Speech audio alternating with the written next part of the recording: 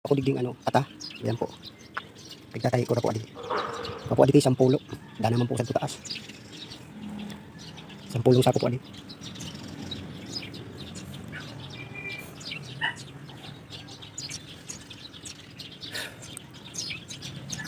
Dalawang ko po adi sa tuti. Sabi mo pong itatawag sa mga doon.